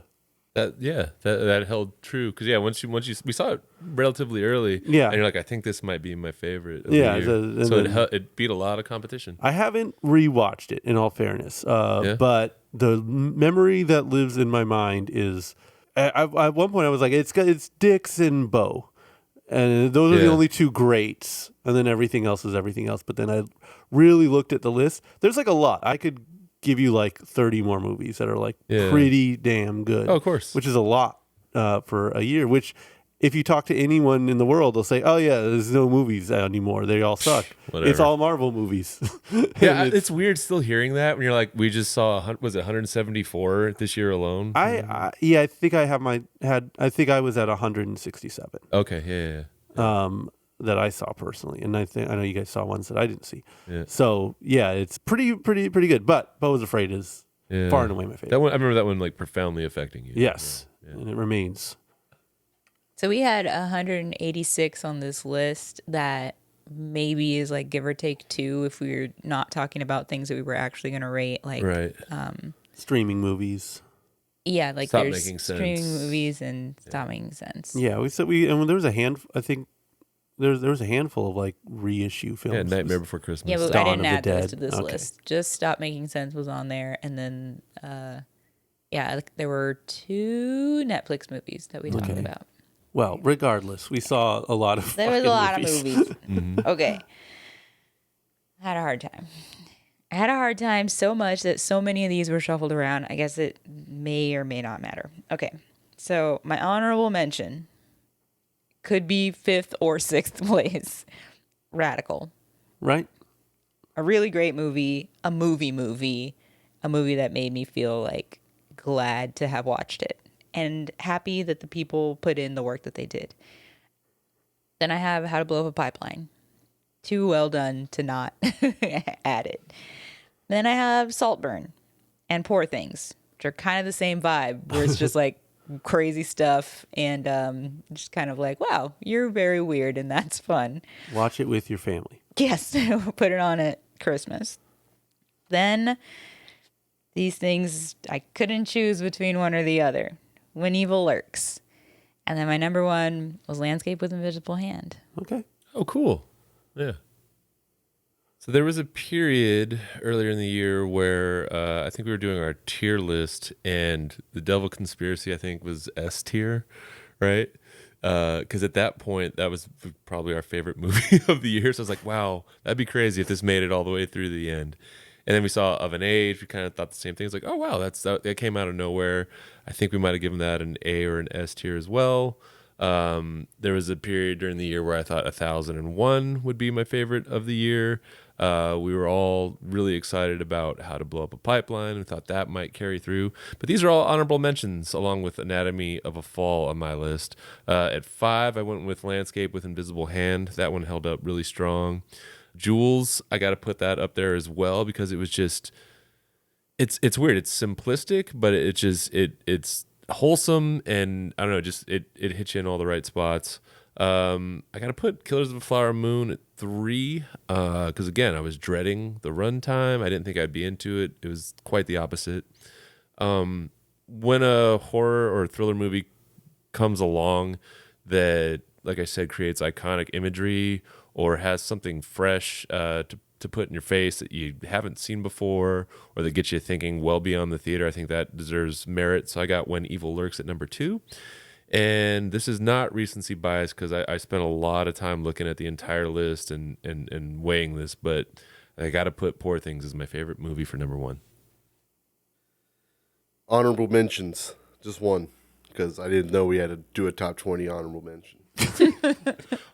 Top 20. You could do a top 20 out of all the I guess ones so. we So watched. he's going to give us 30. Well, I only have one. I only got one honorable mention because I didn't know. Like I said, if it was up to me, it'd be like Cabin in the Woods, number 30, and fucking Knights of the Zodiac, number 29, all this other crazy shit. My one honorable mention is 80 for Brady. The fact that I had so much fun.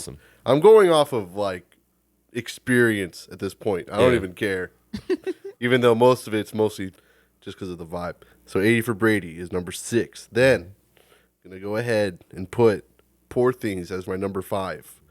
I was like, it's a good movie. Fuck me, I don't care. Fast X, seeing that in a almost packed room in Mira Mesa, fucking incredible, phenomenal, awesome, big, fast, badass. That's all I got. Okay. This is like the hardest top 3 I've ever had to fucking do. Yeah. And I have the 1, but this is 2 and 3 are interchangeable. I'll start with 3. I saw X. Fucking incredible movie. Finally, we're back to the fucking form of great films of horror. That's all I got. Saw X. This is a fucking classic.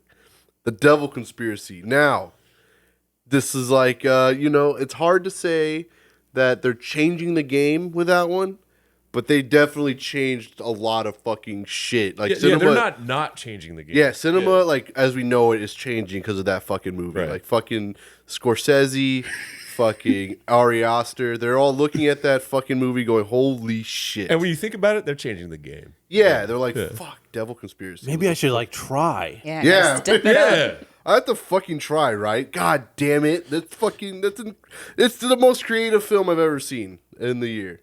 Yep. But my number 1, because I've seen it twice, and it's a fucking ask to see this movie twice because of how long it is. Beau is Afraid. Ooh. That is my favorite film. I never related to someone so fucking funny. And I was sick. I like the movie. That's cool. Yeah. 'cause Everyone I've ever talked to about this movie did not like it, other than Colin. And I'm like, you know what? You guys just haven't lived a fucking life. You guys You don't haven't lived a life. understand. Yeah. You guys had it so easy. Fuck you. Did it get omitted from Golden Globes and all that?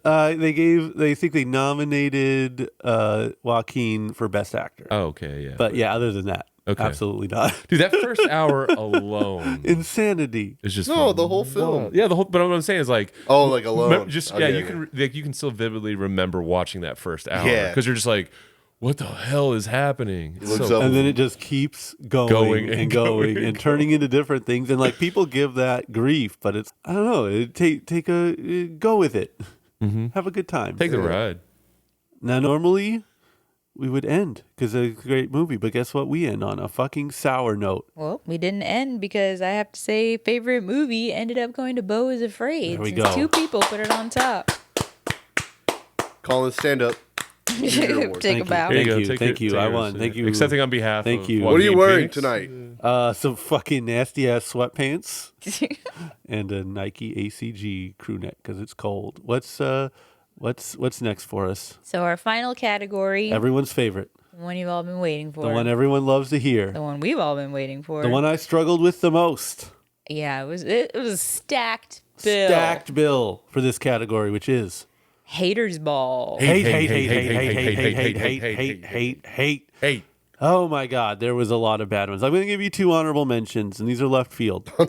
Honorable, dishonorable. I hate these movies, but not enough to truly put them in the worst of the worst. I had Paint, and that's you might say, but that's a non-offensive film. Exactly. Why does it fucking exist? There was no reason. Yeah, and you hurt my feelings. The definition of a movie that dresses itself up like a smart movie until you actually look at anything that happens in it, which is absolutely nothing. Absolute garbage. One of the worst movies. But The Hater's Ball. I'm zagging. You guys are zigging and I'm zagging on a lot of these. I struggled with my top pick. My top pick is going to fucking blow your faces off. Okay. It's going to melt you. A Good Person, obvious entry. The Machine, obvious entry. Shortcomings, pretentious, horrific bullshit. Strays, one of the most aggressively unfunny things I've ever had to just sit down and deal with while it was happening in front of me. But the movie that I really hated, and it's just stuck with me this whole time, I couldn't quite shake it, was Hypnotic. Why? Oh yeah. Because it had all the potential. The budget, the star quality, It's the potential. I mean, Strays, you could say, if anything, I'm being a grouch. I go to see the Talking Dog movie, and I'm upset there's talking dogs. That's kind of on me. The Machine, it's a Bert Kreischer movie. It's for his fans. They go see it. They have a good time. I don't have a good time. That's on me.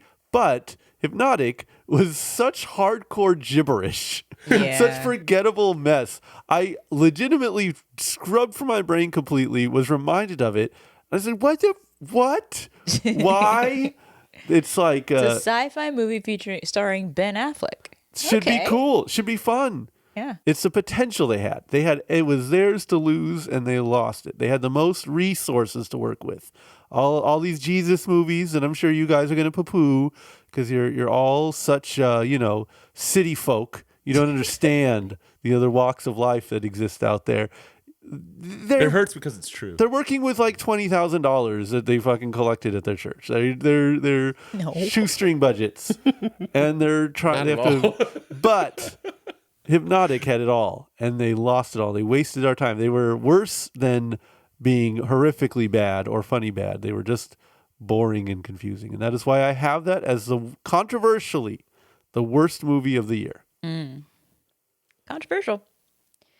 I had a hard time whittling this down as well. I know your pain. My plight. It was tough. But I got it down to 5, and I'm still not sure what I'm going to put at the top. Yeah. Okay. We're all standing by. I'm with you. So we've got Infinity Pool. Trash. Pretentious Absolute nonsense. pretentious nonsense. Throw it away. Never make a movie again. Strays. Garbage. I still don't know how they made those dogs Recycled talk, though. jokes. It had one joke. It was so bad. It was hard to sit through. And then I have a good person. Awful. I can't even. I don't think is that the Berkeley one? Boring, miserable, pretentious again. Zach Braff, get over okay. yourself Yeah, and your yeah. girlfriend. I skipped that. Terrible. Yeah. Sorry, Morgan Freeman had to be in this movie. Okay, here we go. So this is like, I kept going back and forth. I can't tell what I'm going to put on top. It might be, I'm going to go with it. Silent Night for number 2. Wow. It is the worst movie, period. Terrible. Hey, Would rather do literally anything, including die, than watch this movie again. You'd rather die. But number 1, for just most offensive, with nothing redeeming about it whatsoever. At least there's... Wait. Let me guess. Okay. Hint-wise, does it start with an S? It does. Okay, I got it. I think I know what it is too. Want to guess? Go ahead, No. guess. Say it at 1, 2, 3. 1, 2, 3. Sanctuary. Oh. I thought Dylan was gonna say it. I was gonna say Southern Belle, but I remember you didn't see What that is one. Southern Or Belle? Southern Southern Gold. Gospel. Southern Gospel. No, I didn't see it. Sanctuary. Wow. Absolutely offensive. An atrociously bad film. Don't mistake the fact that Infinity Pool and Sanctuary weren't on my list with some sort of confusion that they were any good. Those are Sanctuary is supposed to be like the sexy one. Yes. Yeah. 2 people in a hotel room, supposed to be sexy, supposed to be a thriller. Dialogue is absolute garbage. Let's call it cinematography, trash. The way that it looks, trash. The acting, atrocious. Just the premise in general, stupid. I can never remember her name, but the girl that plays the second Frankenstein from Poor Things is in it. Yeah. Adie Bryant's kid. No, Andy McDowell's kid. Who You know goes what? by a different last name. I only so you wanted to don't call know. her Andy McDowell's kid because if we're going after Nepo babies, we're not letting this one in. Yeah, just a terrible actor so far. And she's in that Coen Brothers movie coming out too. With the one in the trailer, she has that a they've been stupid showing Southern us accent. since like the spring. Yeah. So Andy McDowell's kid, you got called out. Terrible. Stop making films. I don't even know how bad she was, but that movie was. She's bad. The movie was movie is bad. bad. She's bad. There's a scene where she like dances for no reason. And this camera goes upside down for no reason. It is a confused and stupid movie, and it's the worst. Love it. After Silent Night. So you say Silent? Oh wait, It still gets number 1 because That's Silent Night is crazy. the worst movie on the planet, but Sanctuary is offensively bad. okay. So it's not the quality; it's the quantity. or the other way around? No, wait, reverse that. Brent, come on, man. So, okay. This year for Haters Ball, we're going to have a little bit of a theme. It's just like being a dude, right? You can make a movie about being a dude and dudes rock and it's awesome. You know, like Equalizer 3, you're a dude. You're just shooting dudes. Hell yeah, that's awesome. Gran Turismo, it's like, yo, I'm a gamer and I want to race. Yeah, man, that's a good movie. I like that. However, there's this strain of dudedom that is in the number 3 position that I just don't like, which is just like where it's like a guy that kind of gets some virality from telling a story about his Russian field trip. And you know what I mean? And he just milks it for over 10 years at this point, and that's like all he talks about, to the point that they make a movie about this well-tread story that's just been told over and over and over on every podcast, on every comedy special. And that movie is of course called The Machine. Did not like that movie at all. I think it's my 3rd most hated movie of the year. And then in spots 2 and 1, you probably heard me gripe about this throughout the year on the podcast, but it's just old men who can't let go of the notion that they think they're tough.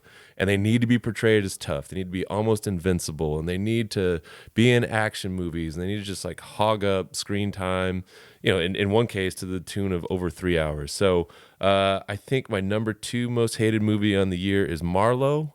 I could not stand that hunk of trash. Are you sure that was this year? Yep, Liam Neeson. Wow. Yep, it was very early. Long year. Yeah. Wow. Yeah.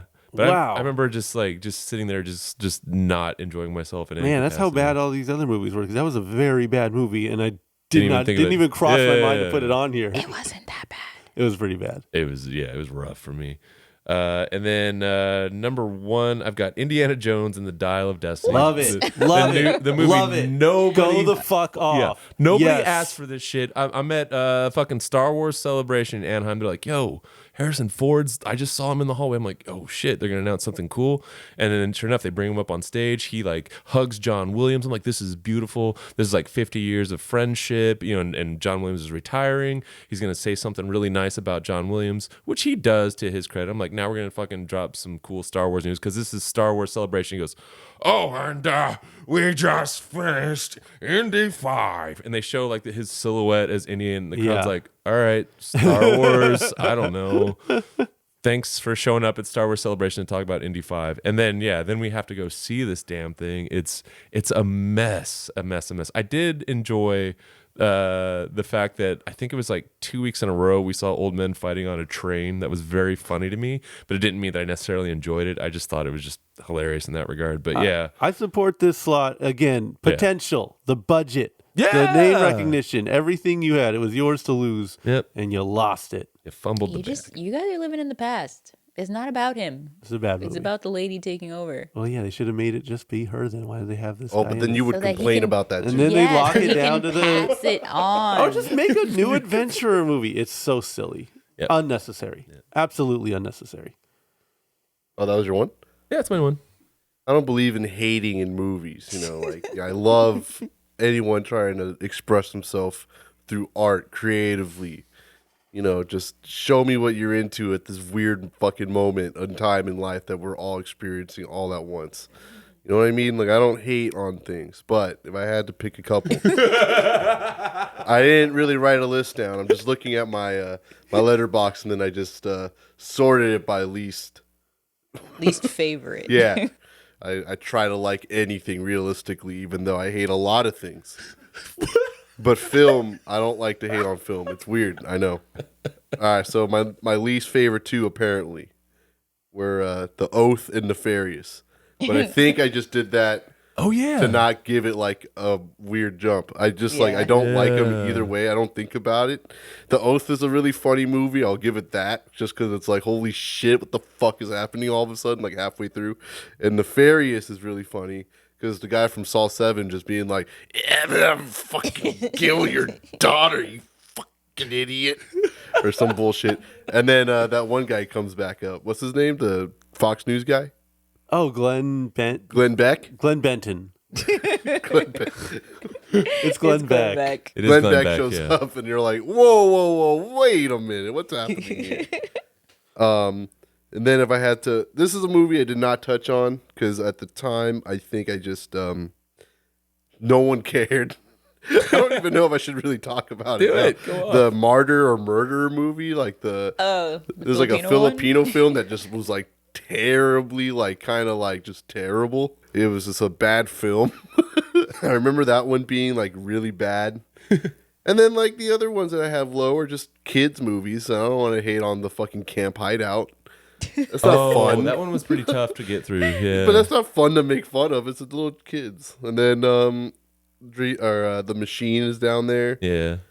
If I had to make The Oath, Nefarious, The Machine, Martyr or Murderer, or what's the other one? About My Father, Fight, these are the top 5 lowest. Was About My Father Sebastian Maniscalco? Yeah, Yeah, and Robert okay. De Niro Yeah. in a ponytail. Yeah. Which is the only saving grace for me is that Robert De Niro. shows up in a ponytail for like 10 seconds. Yeah. If I had to choose the worst one out of all 4 that I just mentioned, I think I would rather not watch The Machine. Even though Nefarious and The Oath and the other Martyr or Murderer, because Martyr or Murderer is kind of fucking terrible. It is really hard to watch. Well, I'm gonna say I don't think that we actually reviewed the Martyr. We did not, so it's like Yeah. hard to say. So I'm gonna have to put that in second place for me. Okay. So The Machine has to like legit take that place because I don't know if I can rewatch that movie. I think I can rewatch Nefarious and The Oath, even though I just don't want to like watch it. So weird. There's like these mirrors all around. Like the guy from who played young Burt Kreischer in The Machine was in Theater Camp, which was great. Yeah. Robert De Niro was also in, Killers of the Flower Moon. which is great. Great. So it's like, What are you doing? Andy McDowell's kid. Yeah. She was in Poor Things. Poor Things. So it's like everyone who was in a bad movie was also in a very good movie. Mm-hmm. Strange. I think how, the like, bad movies were like They filmed them in their trailers. For the good testing. movie. They're just, something like that. they're just sharpening the tools, like I like to say. They're like, I'm already gonna be in LA, or I'm Yeah. already gonna be in At Atlanta. least make some money. Yeah. Yeah. Yeah. All right. Well, that puts The Machine Whoa. as the worst film, least favorite film. It's a very respectably bad movie. And Justine, you didn't watch it. Yeah. Yeah. It would if you thought Strays was bad. No, it's on my list. Yeah. Because just of what I know about it. Oh yeah, if she saw it, it would get another first place That vote. sucked. It was like it's like not necessarily a pro-Russian movie, but like pretty much pro-Russian. And I know how movies work. It takes a long time to film and everything. I'm sure it was in development for a long time. But it came out like the week of the Ukraine conflict starting. Which was That's like, right. oh man, poor guy. Poor guy. That's true. Yeah, it was Russia was not. It was not cool to be Russia at the time. I still don't think it is, but man, at the time, it was I just a don't terrible remember. time. I don't remember release. the timeline. I guess. Yeah. It was like It's like right on the early cusp of the conflict. Yeah, or something crazy. like I mean, that, it was yeah. before people stopped caring about it. Put it that way. It was still on people's minds. I don't know if Yeah. it was right when they had started the support Ukraine thing in the in the byline, but still, Jesus. it was. It was had nothing working for it. Yeah. And this concludes our favorites awards. This concludes our experiment. This concludes our time with you. Thank you to everyone who tuned in regularly. Hey, how about some awards for us? How about an award for consistently? Award to Yeah. Justine Oh, thank you. for consistently Insane work. editing down Wow. everything we say into some coherent mess every goddamn week. That is an insane streak. I think we should really get credit for that. I think we should give credit to everyone who listened. You know what I want credit for? I want credit to us for not fucking e-begging. No Patreons. Never. No Never. kick us some money. We know damn well what's going on, all right? Almost anyone else on the internet just trying to squeeze a buck out of you for their stupid little hobbies. Our stupid little hobbies we shared with you. You had a good time, hopefully, enough to be listening this far. Jesus, you maniacs. And so our thanks to you for indulging us like this. Thank you very much. And how about the rest of you? I hogged the mic enough. Does anyone have anything to say? Any reflections? It's all over now, so if you don't say it now. Yeah. How do you feel after a whole fucking year and a half of doing this? Yeah. Yeah, so we've been talking about canceling some of our streaming services and keeping the Regal passes because it kind of opened up a whole, new insight into the different kinds of movies that you can watch, and the quality of film I think also is a lot different from what you're gonna find, scrolling on Netflix or whatever. Sorry. So it's good. It's too much to do a whole bunch, but I think we have a pretty good idea maybe of like the stuff that we would be into, and I would say the pass is kind of cool. Very cool. Yeah. Maybe cancel some of your nonsense and head to the movies. Yeah, to be clear, the fact that we're going on indefinite hiatus doesn't mean that we don't like movies anymore. It's quite the opposite. It's just the schedule, knowing that your weekend and sometimes you're like even the other days of the week. There was weeks where it was like 6 or 7 movies. You knew that they're going to be consumed by going to the theater, and that is what is the grind, on top of other things like we mentioned, Justine doing, this crazy job of editing, multi-hour recordings down to what you end up hearing as a listener. That's nuts. But yeah, it doesn't change how I feel about movies in any capacity. I'm definitely going to keep the pass. Happy to go check out and try new movies at the theater. Like with a few exceptions, it was always nice to be able to go sit in the auditorium and check it out and see it, quote unquote, the way that it was supposed to be. There was a weird period where this was definitely my personality, but it just became about numbers. So it was like I would go see a couple movies at the theaters, and I'd come home and I'd add another one, which I think everybody else did to a certain extent. Yeah. Lots of home viewing as well. But now I think it's gonna be nice to kind of be able to do things at a leisurely pace and be able to fit that into a more full life versus a movie life, which was it was a fun experiment, especially at first. Then it just got to be like a bit of a walking nightmare, but we made it through, and I'm glad that nobody quit. I thought that was part of the experiment, to see like who would quit first. Nobody did. I don't know if it was stubbornness or what, but we saw it through. So I'm proud of all you guys here in the room, and thanks for doing it. And it was fun. There's always going to be movies I won't forget, simply because I saw it with you guys and we got to laugh. And there was even times where we were the only people in the theater, and we got to do like a mystery science theater thing, which was really great. I regret everything we ate. Facts. Pure facts. But yeah, like the actual experience and doing it with the three of you was awesome. Oh, I did not plan this out. I don't know why I fought for this. Just want to first of all thank you for the listeners. You know who you are. Thank you for listening to this as long as you have, which is an entire year. 53 weeks, right? Oh, this will be episode 70. This is episode 70. You sat through 70 episodes, which is like 90 hours plus, I assume. It was like every hour and a half, 2 hours an ep. So like maybe even double. So like 140 hours plus of our fucking voices talk about stuff. Nonsense. Yeah. Trail off. But you stuck with it. I'm proud of you, the listener, for listening to this even now, which is insane to think about. Proud of everyone else in this room. Can't believe we made it this far.